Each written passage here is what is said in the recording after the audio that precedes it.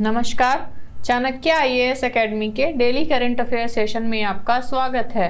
आज है 4 दिसंबर और 4 दिसंबर से जितने भी महत्वपूर्ण प्रश्न बनते हैं हम उन पर चर्चा करेंगे। हमारा आज का पहला प्रश्न है, हाल ही में लीड आईटी 2.0 किसके द्वारा लॉन्च किया गया है? द्रौपदी मुर्मू, नरेंद्र मोदी, अमित शाह या फिर राजनाथ सिंह? तो अभी हाल ही में प्रधानमंत्री नरेंद्र मोदी द्वारा लीड आईटी 2.0 का अनावरण किया गया है। दुबई में हो रहे जलवायु परिवर्तन सम्मेलन COP28 के 28वें संस्करण के मौके पर प्रधानमंत्री नरेंद्र मोदी ने लीड आईटी 2.0 का अनावरण किया है। समावेशी और न्याय संगत उद्योग परिवर्तन पर प्राथमिक ध्यान देने वाली इस पहल का उद्देश्य उभरती अर्थव्यवस्थाओं को वित्तीय सहायता प्रदान करते हुए कम कार्बन प्रौद्योगिकी के सह विकास और हस्तांतरण को सुविधाजनक बनाना है। इस पहल का उद्देश्य निम्न कार्बन प्रौद्योगिकियों के विकास और हस्तांतरण के लिए राष्ट्रों के बीच सहयोग को बढ़ावा देकर तकनीकी अंतर को पाटना है। हमारा अगला प्रश्न देखेंगे, हाल ही में किस संस्थान ने देश का पहला X-ray polarimeter satellite XPoSat launch किया है? डीआरडीओ, इसरो, बार्क या फिर इनमें से कोई नहीं? तो अभी हाल ही में इसरो द्वारा एक्सपोसैट लॉन्च किया गया है।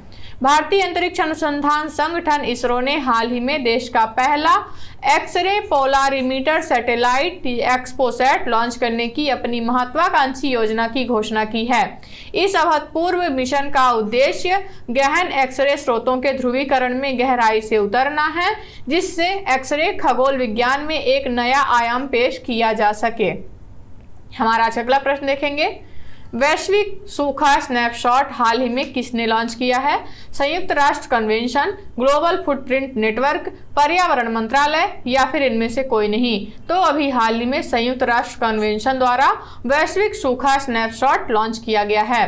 संयुक्त राष्ट्र कन्वेंशन टू कॉम्बैट डेजर्टिफिकेशन द्वारा हाल ही में लॉन्च की गई रिपोर्ट दुनिया भर में सूखे के खतरनाक प्रभाव पर प्रकाश डालती है। दुबई में जलवायु परिवर्तन पर संयुक्त राष्ट्र फ्रेमवर्क कन्वेंशन के लिए पार्टियों के 28वें सम्मेलन की शुरुआत में जारी वैश्विक सूखा स्नैपशॉट जीवन, अर्थव्यवस्था और विभिन्न क्षेत्रों पर सूखे के विनाशकारी परिणामों को उजागर करता है। हमारा अगला प्रश्न देखेंगे, भारतीय वानिकी अनुसंधान शिक्षा परिषद की पहली महिला महानिदेशक के रूप में किसे चुना गया है? कंचन देवी, रेखा शर्मा, किरण मजूमदार या आयशा बानो? तो अभी हाल ही में कंचन देवी को भारतीय वानिकी अनुसंधान शिक्षा परिषद की पहली महिला महानिदेशक के रूप में नियुक्त किया गया है। मध्य प्रदेश कैडर की 1991 बैच की भारतीय वन सेवा अधिकारी कंचन देवी को भारतीय वानिकी अनुसंधान शिक्षा परिषद की पहली महिला महानिदेशक के रूप में नियुक्त किया गया है। केंद्रीय पर्यावरण और वन मंत्रालय के तहत 1986 में स्थापित ICFRE भारत में वानिकी अनुसंधान के लिए जिम्मेदार सबसे बड़ा संगठन है। हमारा अगला प्रश्न देखेंगे, कौन सा शहर 2030 वर्ल्ड एक्सपो का मेजबान है? नई दिल्ली, रोम, रियाद या फिर टोक्यो? तो अभी हाल ही में हुई घोषणा के अनुसार रियाद 2030 वर्ल्ड एक्सपो का मेजबान सदस्य देश है। रियाद में आतिशबाजी के साथ वर्ल्ड एक्सपो 2030 की मेजबानी की घोषणा की गई। सऊदी अरब की उम्मीदवारी 1 अक्टूबर 2030 और 31 मार्च 2031 के बीच रियाद शहर में परिवर्तन का युग, एक दूरदर्शी कल के लिए एक साथ विषय के तहत विश्व एक्सपो के लिए है। अगला विश्व एक्सपो 2025 में ओसाका कंसाई 13 अप्रैल से 13 अक्टूबर 2025 के बीच designing future society for our lives theme के तहत होगा। हमारा अगला प्रश्न देखेंगे, हाल ही में गुरुग्राम में अनावरण किए गए विश्व के पहले पोर्टेबल अस्पताल का नाम क्या है? ट्रामा प्रबंधन क्यूब, आरोग्य सहायता क्यूब, आरोग्य मैत्री एड क्यूब, आपातकालीन प्रतिक्रिया क्यूब? तो अभी हाल ही में गुरुग्राम में अनावरित हुए पोर्टेबल अस्पताल का नाम रखा गया है आरोग्य मैत्री एड क्यूब। दुनिया के पहले पोर्टेबल अस्पताल आरोग्य मैत्री एड क्यूब का अनावरण गुरुग्राम में किया गया है। प्रोजेक्ट भीष्म के तहत स्वदेशी रूप से डिजाइन किया गया मॉड्यूलर ट्रॉमा प्रबंधन और सहायता प्रणाली 72 वियोज मिनी क्यूब्स से बना है। प्रत्येक आपातकालीन प्रतिक्रिया और मानवीय प्रयासों के लिए एक विशेष स्टेशन है। यह 200 से अधिक रोगियों का इलाज कर सकता है।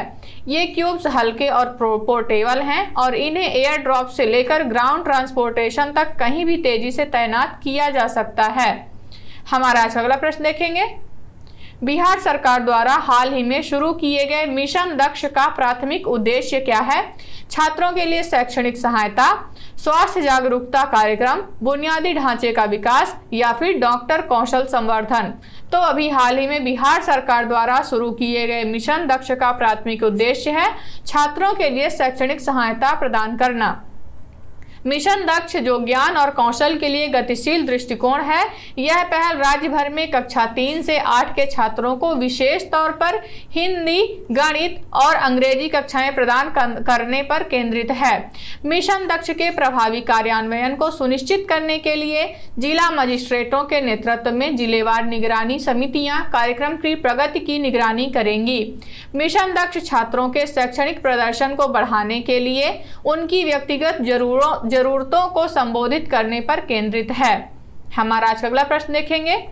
एक्सपोसैट उपग्रह की मिशन जीवन प्रत्याशा क्या है? 2 वर्ष, 5 वर्ष, 8 वर्ष या फिर 10 वर्ष? तो एक्सपोसैट उपग्रह की जीवन प्रत्याशा रखी गई है 5 वर्ष। अंतरिक्ष यान का मिशन जीवन लगभग 5 साल का होगा, जिसके दौरान यह ग्रहण अवधि के दौरान अवलोकन करेगा जब अंतरिक्ष यान पृथ्वी की छाया से होकर गुजरेगा। एक्सपोसैट अंतरिक्ष यान को कम पृथ्वी कक्षा से अवलोकन के लिए डिजाइन किया गया है, जिसमें लगभग 650 किलोमीटर की ऊंचाई की गैर सूर्य तुल्यकालिक कक्षा और लगभग 6 डिग्री का कम झुकाव है।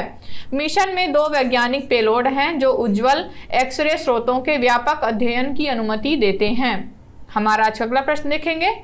हाल ही में खबरों में रहा व्हाइट लंग सिंड्रोम किससे होने वाला संक्रमण है? बैक्टीरिया, वायरस, कवक या फिर पर्यावरणीय संक्रमण? तो व्हाइट लंग सिंड्रोम बैक्टीरिया से होने वाला एक संक्रमण है। बैक्टीरियल निमोनिया का एक नया प्रकार है जिसे आमतौर पर व्हाइट लंग सिंड्रोम कहा जाता है, जो चीन, डेनमार्क, संयुक्त राज्य अमेरिका और नीदरलैंड सहित विभिन्न देशों में चिंता का कारण बन रहा है। यह मुख्य रूप से 3 से 8 वर्ष की आयु के बच्चों को प्रभावित करने वाली यह बीमारी एक्सरे पर सफेद धब्बे के रूप में दिखाई देने वाले फेफड़ों की क्षति से जुड़ी हुई है। व्हाइट लंग सिंड्रोम शब्द में विभिन्न श्वसन स्थितियां शामिल है acute respiratory distress syndrome, pulmonary एल्वोनर माइक्रोलिथियासिस, सिलिकोसिस, जिसके लक्षणों में सांस की तकलीफ, खांसी और सीने में दर्द शामिल हो सकते हैं। हमारा अगला प्रश्न देखेंगे। अंतर्राष्ट्रीय समुद्री संगठन IMO 2024-25 परिषद के लिए किसे चुना गया है? भारत, फ्रांस, मलेशिया या फिर इंडोनेशिया? तो अभी हाल ही में हुई घोषणा के अनुसार भारत को अंतर्राष्ट्रीय समुद्री संगठन परिषद के मेजबानी के लिए चुना गया है। भारत को 2024-25 द्विवार्षिक के लिए लंदन में इसकी असेंबली में हुए चुनावों में सर्वोच्च संख्या के साथ अंतर्राष्ट्रीय समुद्री संगठन परिषद के लिए फिर से चुना गया। इसकी स्थापना 1948 में जिनेवा में आयोजित संयुक्त राष्ट्र सम्मेलन में समझौते के बाद की गई थी और 10 साल बाद 1958 में पहली बार बैठक करके यह अस्तित्व में आया था। IMO का प्राथमिक उद्देश्य शिपिंग के लिए एक व्यापक नियामक ढांचा विकसित करना और बनाए रखना है और इसके अधिदेश में शामिल हैं। तो ये रहे आज के हमारे कुछ महत्वपूर्ण प्रश्न। आशा करते हैं चाणक्य IAS अकेडमी द्वारा चलाया जा रहा करंट अफेयर सेशन आपको पसंद आ रहा होगा। हमारे ऐसे और भी कंटेंट से जुड़ने के लिए चैनल को सब्सक्राइब करें और बेल आइकन दबाना ना भूलें। धन्यवाद।